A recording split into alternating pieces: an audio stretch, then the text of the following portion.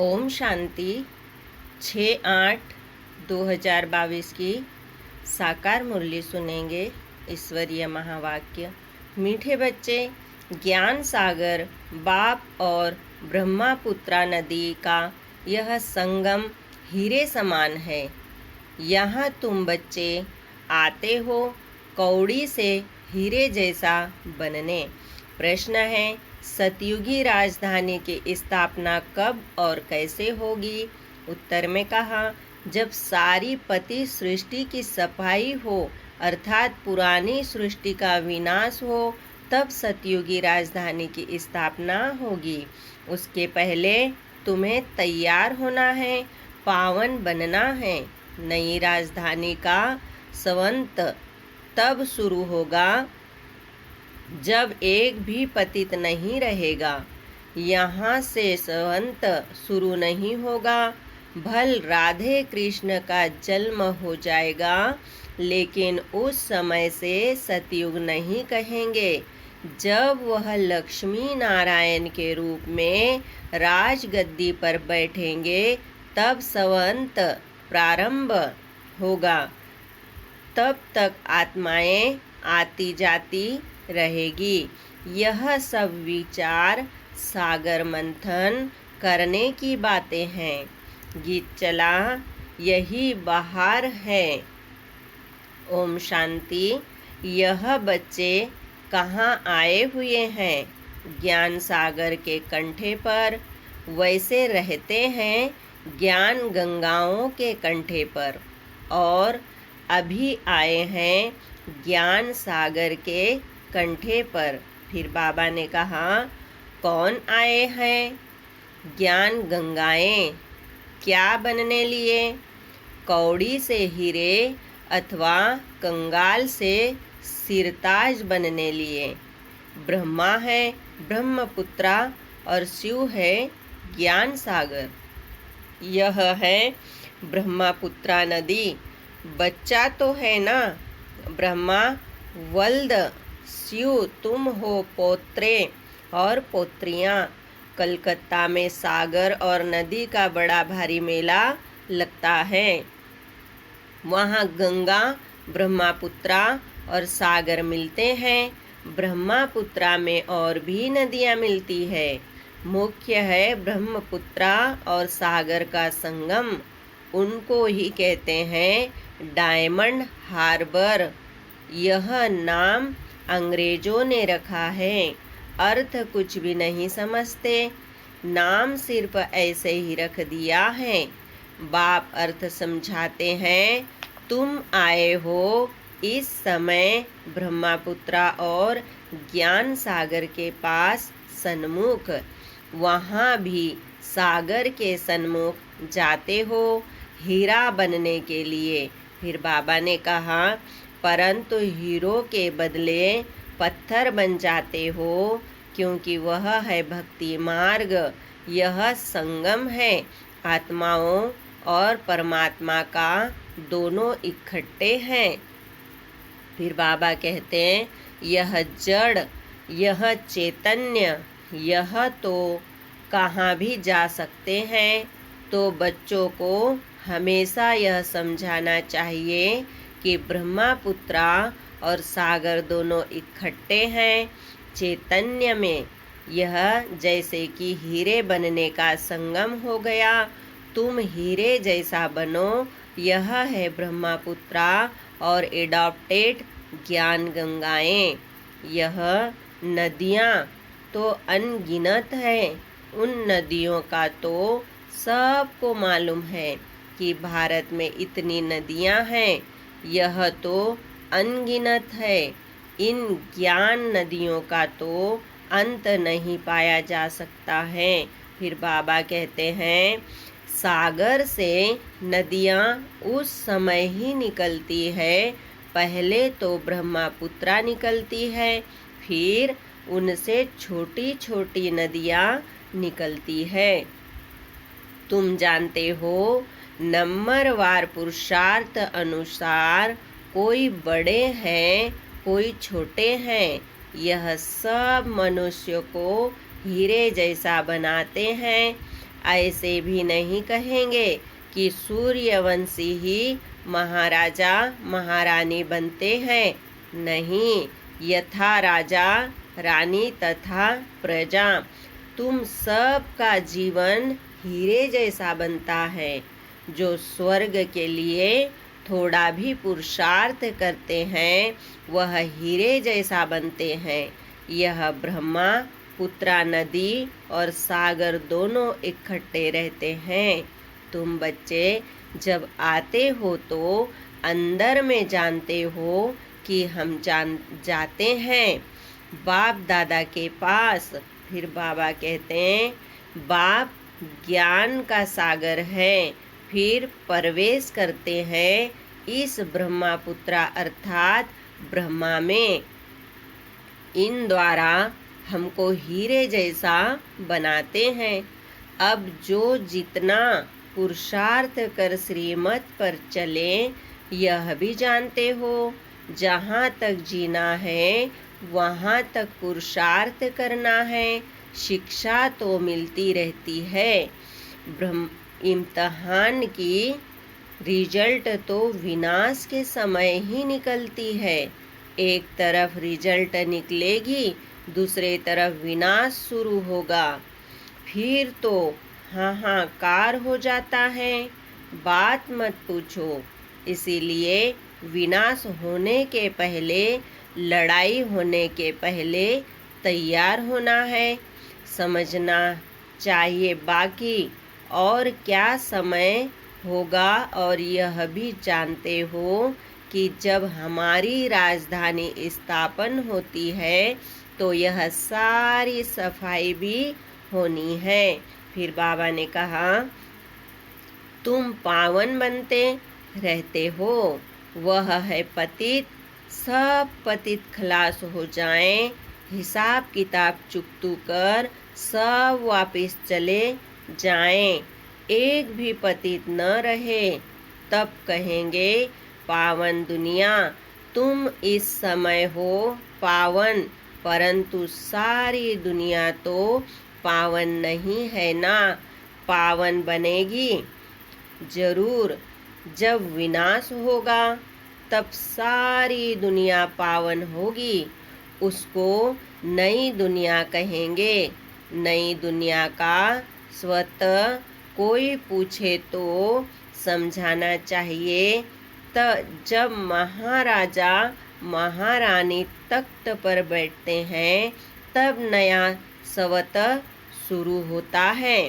जब तक नया स्वतः शुरू हो तब तक पुराना जरूर कायम रहेगा। फिर बाबा ने कहा यहाँ से स्वतः शुरू नहीं होगा।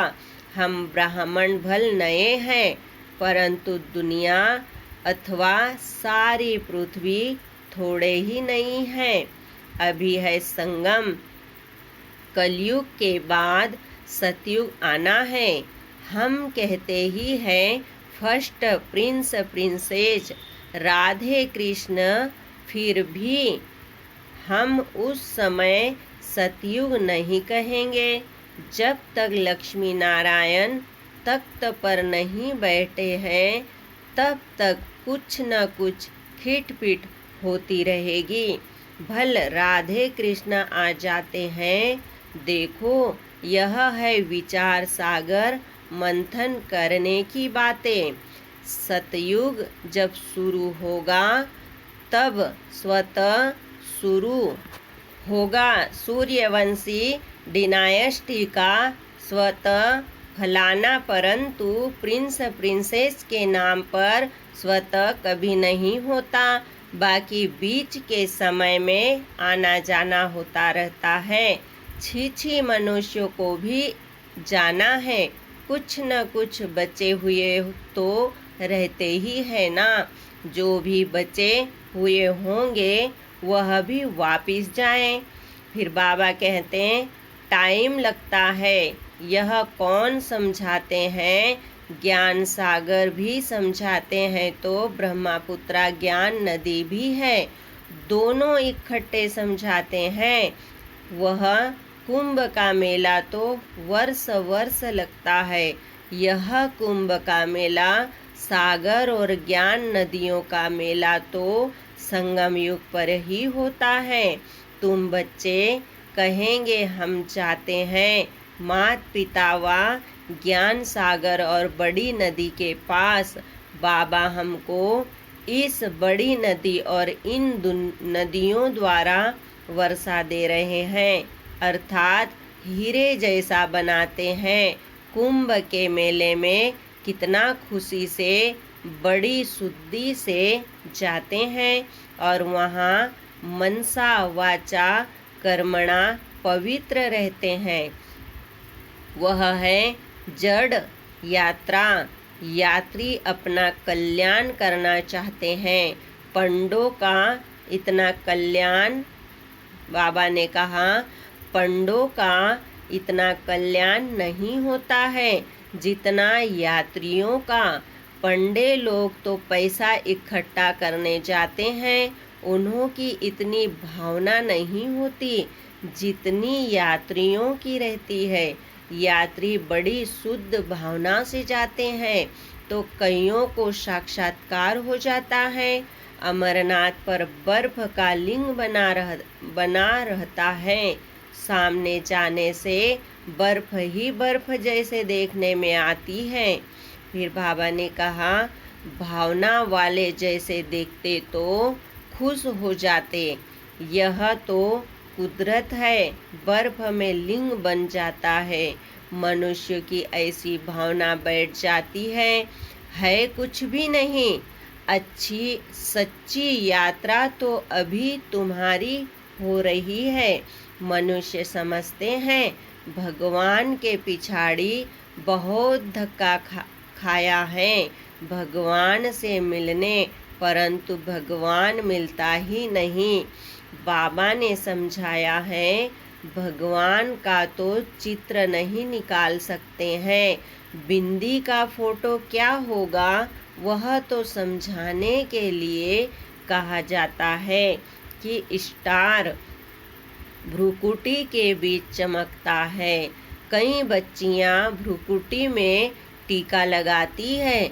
यह सुना हुआ है ना कि आत्मा का निवास भ्रुकुटी में है तो स्टार लगाती है। अच्छा, तिलक अगर कहे तो वह है राजाई का तिलक। फिर बड़ा होता है वह स्थूल राज तिलक मिलता है। तुम बच्चों को ज्ञान आ जाता है कि हम आत्माओं को अब राज तिलक मिलता है। आत्मा समझती है कि अभी हमको परम पिता परमात्मा से राज तिलक मिलता है।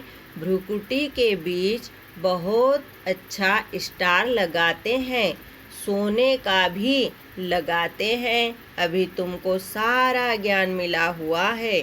हम स्टार अब हीरे जैसा बनते हैं। हम आत्मा स्टार हैं, परम पिता परमात्मा भी स्टार इतना ही छोटा है। फिर बाबा ने कहा, परंतु उनमें सारी नॉलेज है। यह बातें बड़ी गूढ़ा है। तुमको ज्ञान अर्थात सोजरा मिला है। परम पिता परमात्मा के रूप को भी देखा समझा है। जैसे आत्मा का साक्षात्कार होता है वैसे परमात्मा का भी होता है। कहेंगे जैसे तुम हो वैसे मैं हूँ। बाकी बच्चे को बाप का क्या साक्षात्कार चाहिए। आत्मा छोटी बड़ी नहीं होती। जैसे तुम वैसे बाप है, सिर्फ महिमा और पाल्ट अलग अलग है। फिर बाबा ने कहा, और सबसे भिन्न भिन्न है, एक न मिले दूसरे से। एक्टर्स का पार्ट एक जैसा थोड़े ही हो सकता है। इसको ईश्वर की कुदरत कहा जाता है। वास्तव में ड्रामा की कुदरत कहें, क्योंकि बाबा ऐसे नहीं कहते कि मैंने ड्रामा बनाया है। फिर प्रश्न उठेगा कि कब बनाया, इनको कहा ही जाता है कुदरत। यह चक्र कैसे फिरता है, सो अभी तुम जान गए हो। आत्मा स्टार है, उसमें कितना बड़ा पार्ट है। परम पिता परमात्मा सर्वशक्तिवान वर्ल्ड ऑलमाइटी अथॉरिटी है। ज्ञान का सागर कहा जाता है। यहाँ किसको ज्ञान का सागर नहीं कहा जाता। वेद शास्त्र पढ़ने वाले शास्त्रों का ही ज्ञान सुनाते हैं। बाकी बाप में जो ज्ञान है वह तो कोई में नहीं है। भगवान ही आकर सहज राजयोग का ज्ञान सिखलाते हैं। उनको ही ज्ञान का सागर कहेंगे। तो यह नदियों का मेला लगता है। यह भी समझते हो कि सागर से ही नदियाँ निकलती हैं। कई बच्चों को यह भी मालूम नहीं है हो रहता है। वैसे ही तुम्हारी बातों को भी कोई नहीं जानते। ज्ञान सागर कैसे आता होगा, उनसे ज्ञान गंगाएं कैसे ज्ञान पाती होगी। यह है ज्ञान की बातें। मनुष्य द्वारा बुद्धि में जो बातें बैठी है, तो सच्ची बातों का किसको पता नहीं है। तुम अब उस सागर और इस ज्ञान सागर को जान गए हो। अभी वह सागर और नदियाँ तो दुख देती रहती है। सागर भी उछल पड़े तो कितना नुकसान कर देते हैं। अभी ज्ञान सागर पतित पावन को सब याद करते हैं। उस सागर व नदियों को कोई याद नहीं करते। पतित पावन ज्ञान सागर को याद करते हैं। उस सागर से ही यह नदियाँ निकली है। उनके नाम रूप देश काल को कोई जानते नहीं है। फिर बाबा कहते हैं, भल शिव नाम कहते भी है, सिर्फ लिंग का नाम रख दिया है। बाबा का नाम अविनाशी है ना। शिव बाबा रचयिता एक है, उनकी रचना भी एक है और अनादि है। कैसे अनादि है वह बाप बैठ समझाते हैं। सतयुग में यह त्योहार आदि कुछ भी होते नहीं, सब गायब हो जाते हैं। फिर भक्ति मार्ग में शुरू होंगे। मनुष्य समझते हैं स्वर्ग था, फिर स्वर्ग आएगा, परंतु इस समय तो नरक है। इनकी आयु को किसको पता नहीं है। बाबा ने कहा, इनकी आयु का किसको पता नहीं है। घोर अंधियारा है कल्प का। बाबा ने कहा, कल्प की आयु का भी किसको पता नहीं है। कहते भी है यह जो ड्रामा है यह फिरता रहता है, परंतु आयु का पता न होने के कारण कुछ भी समझते नहीं है। ब्रह्मा के मुख द्वारा बाप बैठ सभी वेदों शास्त्रों का सार समझाते हैं। तो उन्होंने फिर ब्रह्मा के हाथ में शास्त्र दे दिए हैं। वह भी सब शास्त्र हाथ में थोड़े ही पकड़ सकते हैं। वह ब्रह्मा द्वारा कोई सब शास्त्र थोड़े ही सुना सकते हैं। बाबा ने कहा, थोड़े ही सुनाते हैं। जानते हैं यह सब भक्ति मार्ग के हैं। यह तो पढ़ते आए हैं। कब से पढ़ते आए हैं, जानते कुछ भी नहीं। फिर बाबा ने कहा, सिर्फ कह देते यह अनादि है। वेद व्यास ने रचे हैं, वेदों को ऊंचा मानते हैं, परंतु लिखा हुआ है वेद शास्त्र आदि सब गीता की रचना है। तुम बच्चे जानते हो यह वेद शास्त्र आदि वही फिर बनेंगे, फिर वह नाम रखेंगे। अभी तुम जानते हो हम फिर पूज्य बन रहे हैं, फिर पुजारी बनेंगे, तो फिर मंदिर आदि बनाएंगे। राजा रानी मंदिर बनाएंगे तो प्रजा भी बनाएगी। भक्ति मार्ग शुरू होने से फिर सब मंदिर बनाने लगते हैं, घर घर में भी बनाएंगे। लक्ष्मी नारायण की राजधानी में तो राधे कृष्ण का मंदिर बन नहीं सकता। मंदिर तो भक्ति मार्ग में बनते हैं। जैसे जैसे गिरते जाते हैं, मंदिर बनाते जाते हैं।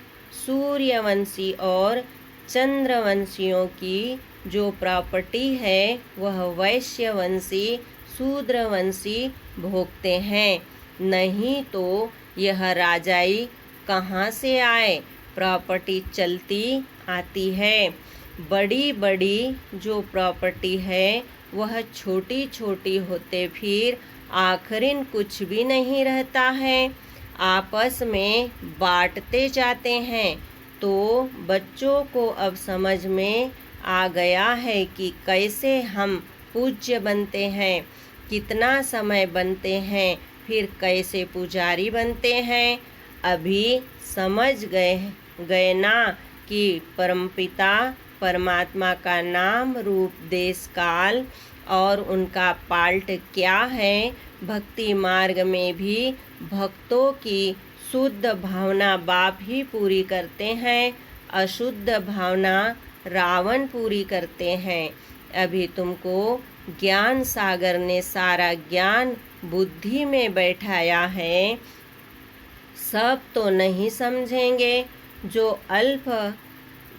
कल्प पहले वाले हैं वही निकलते रहेंगे। अच्छा, मीठे मीठे सिखिलिदे बच्चों प्रति माता पिता बाप दादा का याद प्यार और गुड मॉर्निंग। रूहानी बाप की रूहानी बच्चों को नमस्ते। हम रूहानी बच्चों की रूहानी बाप दादा को याद प्यार गुड मॉर्निंग नमस्ते ओम शांति। धारणा के लिए मुख्य सार है। पहला पॉइंट, जब तक जीना है पुरुषार्थ करते रहना है, बाप की शिक्षाओं को अमल में लाना है, बाप समान मास्टर ज्ञान सागर बनना है। दूसरा पॉइंट, रूहानी पंडा बन सबको सच्ची यात्रा करानी है, हीरे जैसा बनना और बनाना है। वरदान है, श्रेष्ठ और शुभ वृत्ति द्वारा वाणी और कर्म को श्रेष्ठ बनाने वाले विश्व परिवर्तक भव। जो बच्चे अपनी कमजोर वृत्तियों को मिटाकर शुभ और श्रेष्ठ वृत्ति धारण करने का व्रत लेते हैं, उन्हें यह सृष्टि भी श्रेष्ठ नजर आती है। वृत्ति से दृष्टि और कृति का भी कनेक्शन है। कोई भी अच्छी व बुरी बात पहले वृत्ति में धारण होती है, फिर वाणी और कर्म में आती है। वृत्ति श्रेष्ठ होना माना वाणी और कर्म स्वतः श्रेष्ठ होना। वृत्ति से ही वाइब्रेशन वायुमंडल बनता है। श्रेष्ठ वृत्ति का व्रत धारण करने वाले विश्व परिवर्तक स्वतः बन जाते हैं। स्लोगन है, विदेही व अशरीरी बनने का अभ्यास करो तो किसी के भी मन के भाव को जान लेंगे। ओम शांति। शुक्रिया बाबा, शुक्रिया। ओम शांति, ओम शांति, ओम शांति।